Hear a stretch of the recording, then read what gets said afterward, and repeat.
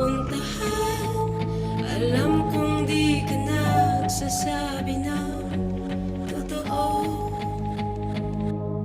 Binabalaan na kita, wag mo akong hayaang ipagkita sa babae mo itong diskusyon.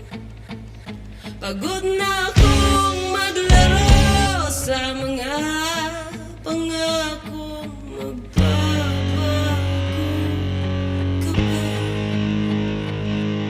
Sagot mo